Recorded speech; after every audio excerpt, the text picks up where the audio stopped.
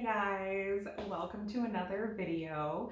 My name's Corey J, if it's your first time here, and I'm an acrylic painter from Winnipeg, Manitoba in Canada. So in today's video, I wanted to talk about different ways that you can make your acrylic painting practice a little bit more eco-friendly. So, on the whole, I don't think acrylic painting is the most eco-friendly medium or eco-friendly practice. However, there's always things that we can do to make it more eco-friendly and be more conscious of, our environment and the world and reduce our footprint.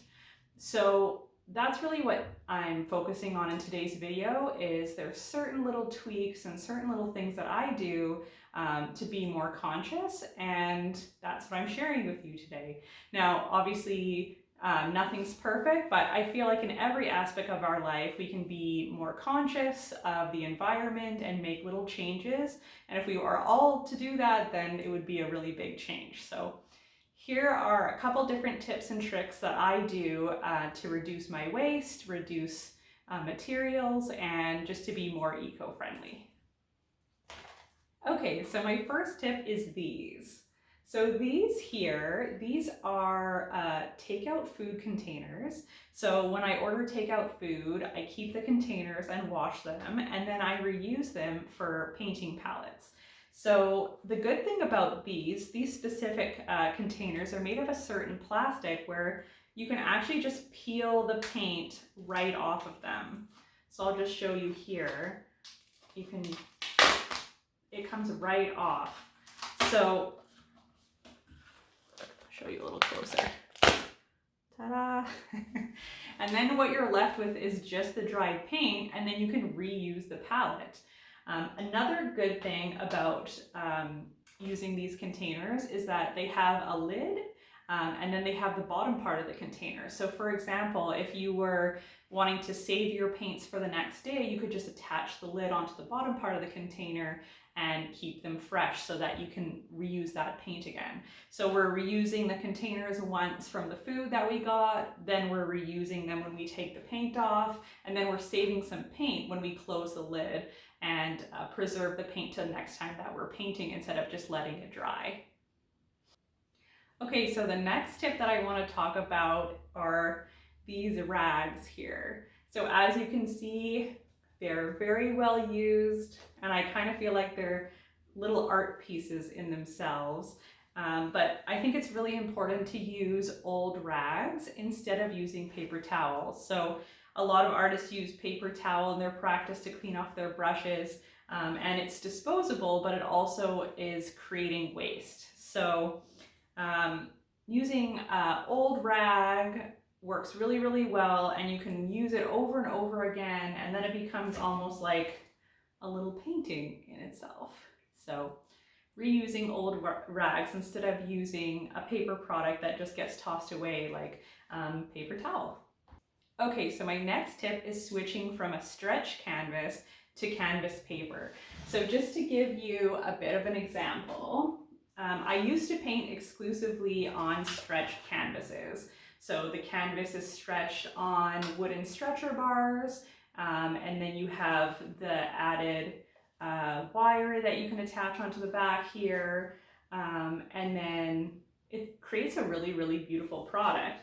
Now I still use stretch canvas for when I do commissions, and there's nothing wrong with using stretch canvas. It's just that I found that over the years, if you're exclusively using stretch canvas, then you have a lot to store and also a lot of extra material that you would be able to save if you switch to canvas paper. So these were both done on canvas paper, and then I put them in a little sleeve with a backboard there. So there's a little bit extra material there, but you can easily get a canvas paper pad. So my favorite's this Frederick's one. And then when you're done with your painting, it's quite a bit smaller. You don't have the need for the wooden stretcher bar, and it's really, really easy to frame. So I really like it also because it doesn't take up as much room. So when I'm done with my paintings, I can stack them all a lot easier than if they were all on stretcher bars. So yeah, that's one way that you can conserve on materials. You don't need all that, the stretcher bar and the extra pieces of stretch canvas that stretch over the sides if you just switch to using some canvas paper. And then one other tip I have, also along the lines of talking about canvas, is if you use a stretcher, or even if you use canvas paper for that matter, and you don't love your painting or it didn't turn out the way that you wanted, one of my tips is just to paint right over the painting underneath and paint something new on top. So this is going to be a little bit more difficult for people where their painting has lots of texture, because the texture will come through, but maybe that's a good thing, you know, that maybe that can be another element to your piece. So repainting on top of old paintings that weren't totally successful or that you just weren't that into is a really good idea also to conserve materials. And you can do that on stretch canvas or canvas paper as well. Another tip is to use glass jars. So I use glass jars for my water containers, and I also try and use recycled plastics. So for example, if I'm done my yogurt container, then I'll wash it out and then reuse it in the studio here instead of just recycling it or tossing it away, because it gets one extra use that way. Another way that you can be a little bit more eco-conscious is when you are packaging your paintings or your prints.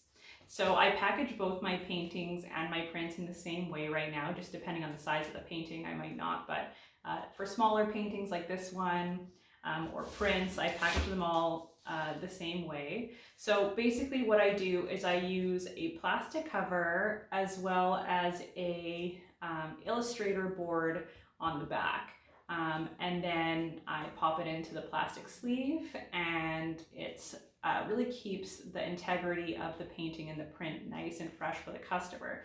Now, one thing is that these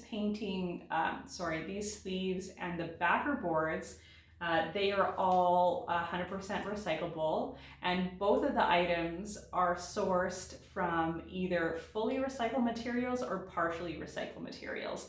So at least they were using recycled materials when they were created, and then also they can be recycled after the customer receives them and they are done with them. So that's another way, just thinking about materials when you're packaging your prints to send off to your customer as well, ways that you can reduce your footprint. And one other thing that I do too is when I package up these stretched canvases and send them off to the customers, I use as much recycled materials as possible. So I did do a video about using materials from the dollar store. That was just during this time where I couldn't source materials the same way that I used to, just because of what's going on in the world right now. But typically what I would do is I would go into a store and I would ask for any used cardboard or big boxes, and then I would cut that down and make a custom size box for my painting and then ship it off that way. And the same thing goes for foam core.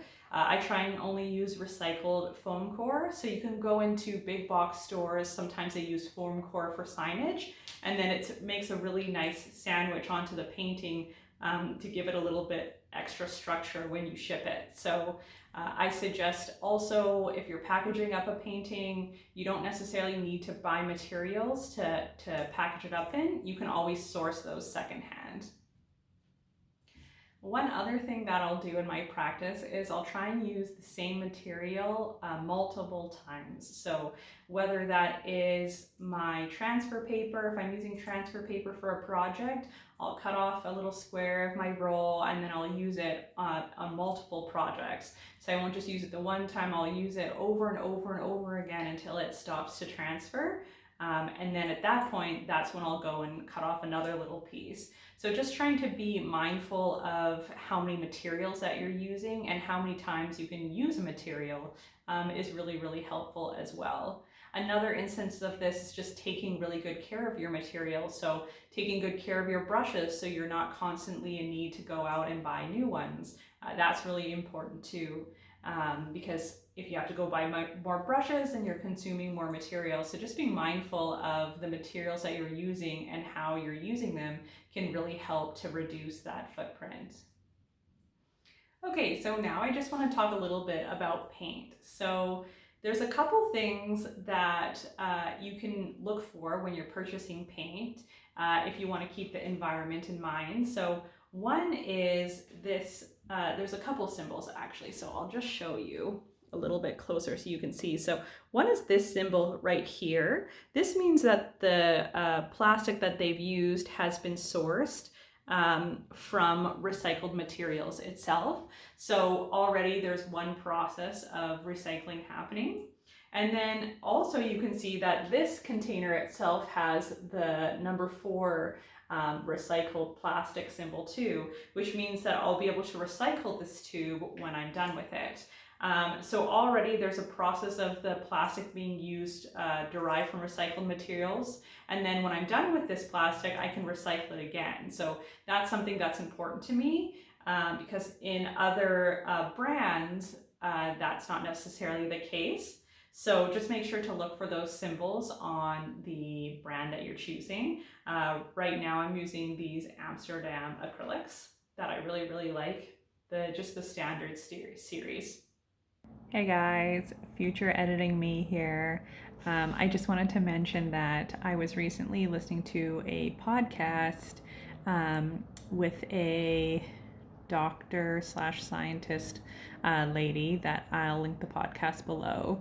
But basically she researches plastics and the dangers of plastics, and she had a really cute little limerick or rhyme that you can say. So in terms of the numbers of the plastics on containers, so it basically goes 4, 5, 1, and 2. All the rest are bad for you. So if you see those little triangles with a number on your plastics, I always think about that. And if I have like a number 7 plastic, for example, I'll transfer it to a plastic jar or something. Just a fun side note for you there. Okay, back to the video. Another thing is that if you're using tubes, paint tubes, like something like this, what happens is when you squeeze out the paint, there's no way of getting it back into the tube. So in order to be more conservative, when you're squeezing out the paints, just try and take out as much as you need, and really even maybe just a little bit less. There's been so many times where I've squeezed out a bunch of different colors on my palette, and then I only end up using 3 out of the 6 colors, and then the rest of the paint there either goes to waste or I have no use for it, and you can't put it back into the container once you squeeze it out, especially with these containers that just have that tiny little end where the paint comes out. So just be conservative when you're squeezing out paint. Whenever I teach classes, I make sure that the students just take a little bit, and then they can always come and take more if they need. And then another thing is, if you squeeze out a bunch of paint and then you're not going to use it, what you can do is you can scoop that paint into a little container and put a little lid on it and save it for the next time you're painting. So there's a couple different jars that you can use. You can always find recycled little containers. Old film containers work really well for this. Or you can pick up little plastic ones that are derived from recycled materials that can be recycled after, and use those as well. So that way at least you're conserving the paint, and yeah, you can use it again. Okay, so I hope you guys found this video helpful and you learned some ways that you can make little small changes that will really help impact our environment and kind of reduce your footprint and be more eco-minded when you're painting. And if you guys have any requests for other videos, please leave them down below. I'd love to hear what you'd like me to talk about and what you'd like to see coming up. And if you haven't yet, please subscribe and give the video a like, and we'll see you next time. Bye.